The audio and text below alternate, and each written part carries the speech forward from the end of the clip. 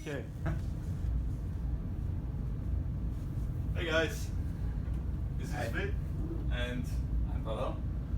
we're from VitFit, and we want to talk to you today about an injury. We actually want to cover this every week, so you're gonna hear more from us.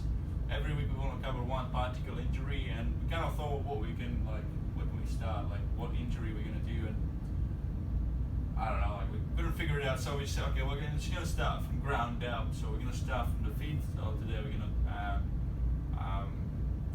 focus on injury that's typical with runners. Do you wanna tell a little bit about it? Okay, one of the most typical injury for the runners, also dancers, people who are standing a lot in their job, who are walking a lot, is plantarfascitis. So let's talk about this. So what it is? Plantarfascitis.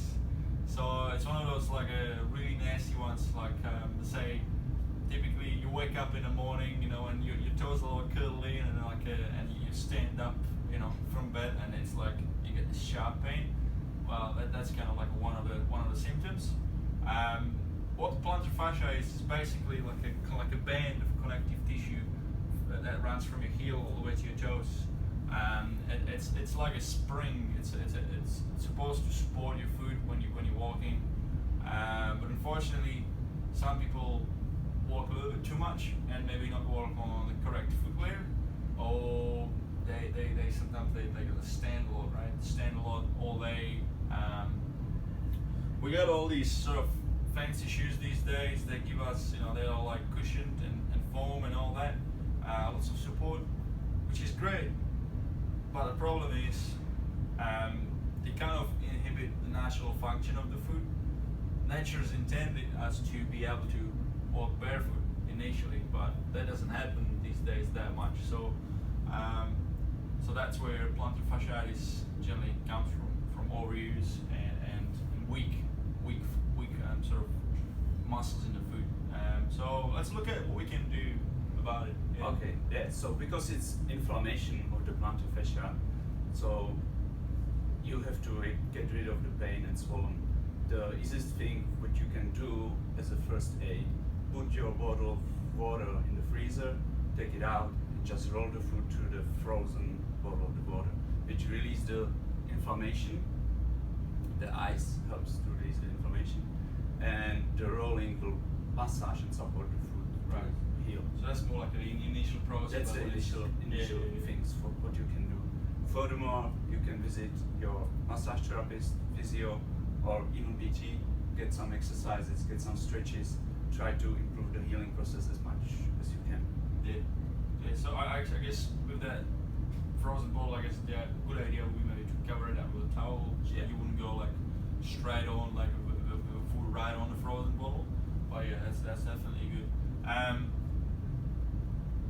That would be the acute phase, I guess. Yeah. Probably the best bet initially. Go trying to get some inflammatories, and then see like a deep tissue release type of treatment, either a massage therapist. But what you can also do,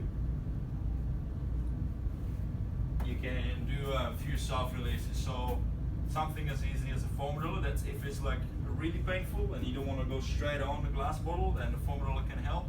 So just going through this, you probably need to sort of stand on it and put a bit of a pressure, just trying to roll through the whole foot. But that will only take for, it doesn't really do that much. It's quite soft. So then the next one will be something more sturdy, like a water bottle, like a glass bottle preferably, and sort of rolling through just like this. And whenever you find a bit of a sort of a sore area, you kind of spend a little bit more time on it, just trying to roll through it. Maybe a tennis ball or a lacrosse ball. Golf ball is quite good. Yeah, golf ball is great. Also, if you have a chance and have a spiky ball, it will be even more better. Spiky ball. Spiky ball. Have you seen a spiky ball? No, I will take it next time. Right. Okay, we'll show you spiky ball on the next episode. Okay. I promise. One of the other things that will help with recovery is, believe it or not, nutrition. There are particular nutrients that specifically can help. So number one would be say magnesium at night, maybe 500 milligrams of magnesium roughly at night, which helps to release the muscle tension and tendon. Then maybe vitamin B would be quite good with that as well.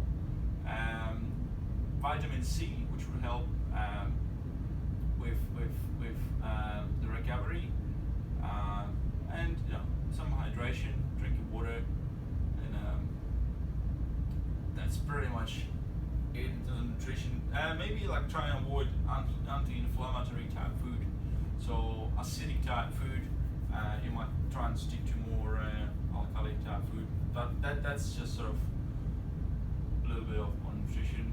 But the most amount of recovery you'll get from releases and stuff. But nutrition can help it. Other than that, long term to get to the root of the problem so it doesn't come back, maybe start focusing on actually walking barefoot whenever you can. That'll be the number one thing. After you've recovered, you've done some initial releases, and start looking at strengthening your foot, strengthening the arches, walking barefoot, obviously not around on the street but at home. Maybe one of those 5-foot sort of 5-finger shoes would be quite good when you're training in the gym. Just one thing with those, maybe ease off how often you wear them. Initially you might just stick to half an hour a day. You just need to build up to it here. So that's pretty much it, what we wanted to talk to you about today. Can we have a look at some techniques? So first, because we've been too much just talking about plantar fascia, so where it is. So it's here. It starts on your big toe, going to your heel. It's connected basically with all the tendons and muscles here, because fascia is always connected with all the stuff around. When you're trying to massage it, I'm using techniques from the big toe to your heel. The reason is if there is some micro tears which create the inflammation, you will not put them more in the stretch, but you will just slide there, so you will not increase the tear there. But what I'm gonna show you now, just what I'm doing here with our clients. So basically, first I heat the area. I'm heating it from the big toe to the heel, so I avoid some more tears, because very often the plantar fasciitis means also that there is a tear in the plantar fascia. So I'm always going up to the heel to avoid more tearing. Then when I feel already some spots, I will apply more pressure with my tongue.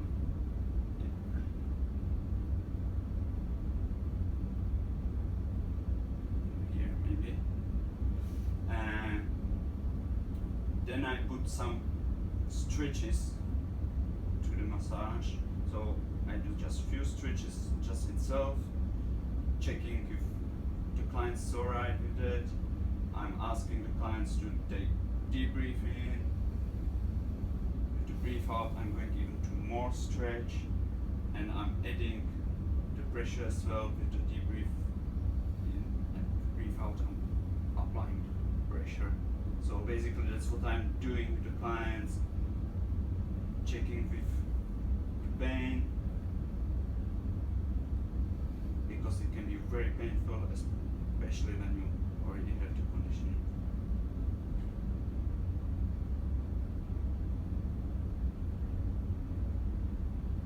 Okay, so that's the techniques which I'm using for plantar fasciitis. Right. So how it feels? Better.